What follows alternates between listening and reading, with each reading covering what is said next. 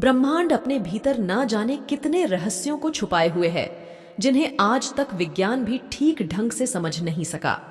ऐसे में आज हम ब्रह्मांड के 5 सबसे बड़े रहस्यों को समझेंगे, जो आज भी अनसुलझे हैं। अंतरिक्ष सदा से हमारी जिज्ञासाओं का केंद्र रहा है। ग्रह, नक्षत्र और तारों के साथ हमारा रिश्ता काफी पुराना है। इस अनंत असीमित ब्रह्मांड में लाखों रहस्य छिपे हैं। जब जब विज्ञान का दायरा बढ़ा, तब तब इस ब्रह्मांड के रहस्य उजागर हुए। विज्ञान ने ब्रह्मांड को देखने का एक अलग नजरिया हम लोगों को दिया है।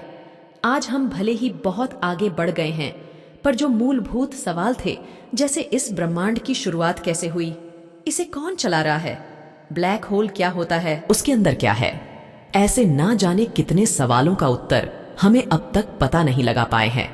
आज भले ही ये रहस्य हमारी समझ के परे लग रहे हों, उम्मीद है कि आने वाले वक्तों में विज्ञान इन पहेलियों को सुलझाएगा और अंतरिक्ष की एक व्यापक तस्वीर हमारे समक्ष खड़ी करेगा।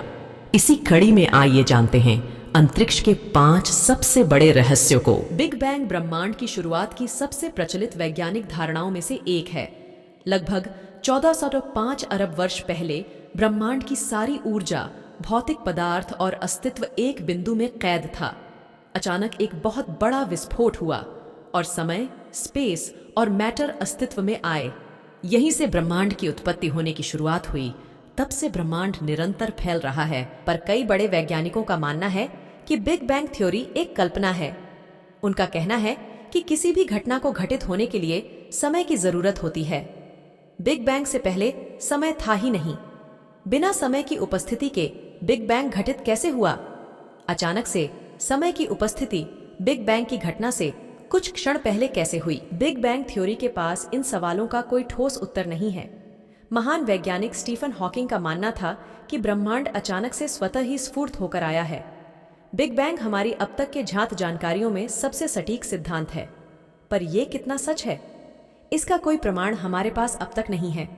इस सिद्धांत के भीतर कई बड़े अंतर्विरोध हैं कि इस रूप में ब्रह्मांड का शुरुआत कैसे हुआ। ये आज भी एक रहस्य बना हुआ है।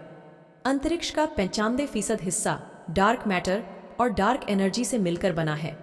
बाकी का 5% हिस्सा भौतिक पदार्थों से। इनमें ग्रह, नक्षत्र, तारे वे सभी आते हैं जिन्हें हम देख सकते हैं। वैज्ञानिकों का मत है कि डार्क मैटर और डार्क एनर्जी ही वह कड़ ही है जिसने इस पूरे ब्रह्मांड को एक सिलसिलेवार ढंग से बांध रखा है। डार्क मैटर ऐसे पदार्थों से मिलकर बने होते हैं जो लाइट को ऑब्जर्व, इमिट और रिफ्लेक्ट नहीं करते। इस कारण अब तक के साधनों के बल पर इसे देख पाना संभव नहीं है। वैज्ञानिक परिकल्पना कहती है कि डार्क मैटर और डार्क एनर्जी ही इस ब्रह्मांड का आधार हैं। इसी पदार्थ से पूरे ब्रह्मांड का अस्तित्व बना है। इन पदार्थों की कोई विकसित समझ हमारे पास अब तक नहीं है। इसको समझ पाने का कोई ठोस आधार भी वैज्ञानिकों अब तक नहीं मिला है। पर इस बात से कोई इनकार नहीं कर सकता कि इन पदार्थ का अस्तित्व नहीं होता। इन पदार्थों के विषय में वैज्ञानिकों के पास अधिक जानकारी नहीं है। केवल परिकल्पनाओं के सहारे ही वैज्ञानिक इसे समझने की कोशिश कर रहे हैं। ब्लैक होल ब्रह्मांड के सबसे सघन ऑब्जेक्ट में से एक है। इसका गुरुत्वाकर्षण खिंचाव इतना अधिक होता है कि इसमें से लाइट भी बचकर नहीं निकल पाती। ब्लैक होल का निर्माण विशालकाय तारों के अंदर होने वाले महाविस्फोट के कारण होता है। इसकी सर्वप्रथम खोज कार्ल स्कवार्जस्चिल्ड और जॉन व्हीलर ने की थी। विज्ञान के विस्तार ने ब्लैक होल के कई रहस्यों से पर्दा उठाया है, पर आज भी इससे जुड़े कई ऐसे रहस्य हैं जिनके ऊपर से पर्दा अब तक नहीं उठा है। इनमें से एक है ब्लैक होल। ब्लैक होल के भीतर क्या है? इस सवाल का जवाब अब तक किसी के पास नहीं है। ब्लैक होल को देख पाना असंभव है। हमें यह भी नहीं पता कि ब्लैक होल के केंद्र में जब कोई ऑब्जेक्ट जाता है तो उसके साथ क्या होता है। कई वैज्ञानिकों की परिकल्पना कहती है कि ब्लैक होल में जाने के बाद ऑब्जेक्ट किसी दूसरे आयाम में चले जाते हैं। यह संसार द्वंद्व पर चलता है। इस संसार में हर एक प्रक्रिया का द्वंद्व है, जैसे स्त्री का पुरुष, जीवन का मृत्यु आदि। इसी रूप में वैज्ञानिकों का कहना है कि हमारे इस ब्रह्मांड का भी द्वंद्व होगा।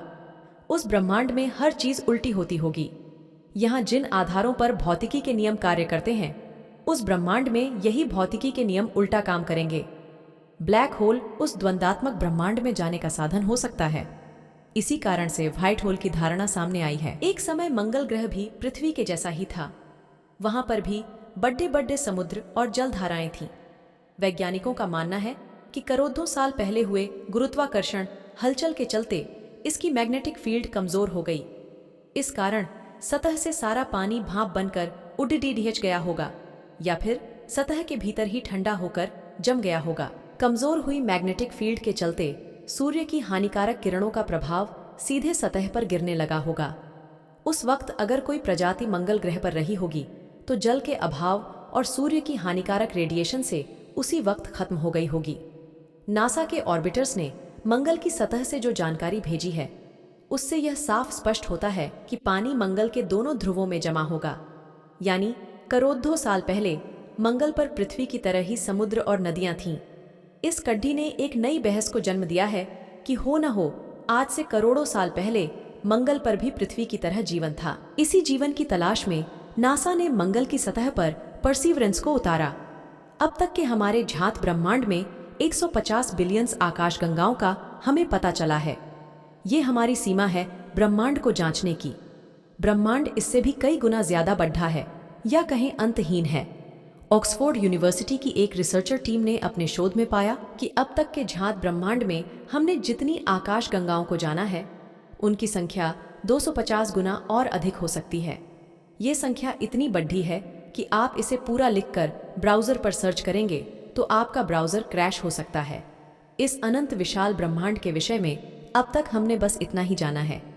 कई बड़े वैज्ञानिकों का कहना है कि यह जानकारी महज एक मटर के दाने के बराबर है। अंतरिक्ष इससे कहीं ज्यादा विशाल है। वीडियो में अंत तक बने रहने के लिए आप सभी का धन्यवाद। आप अपना राय कमेंट बॉक्स में अवश्य दें और वीडियो लाइक करके चैनल को सब्सक्राइब कर लें और बेल नोटिफिकेशन ऑन कर लें ताकि नए वीडियो की नोटिफिकेशन आपको सबसे पहले मिलती रहे।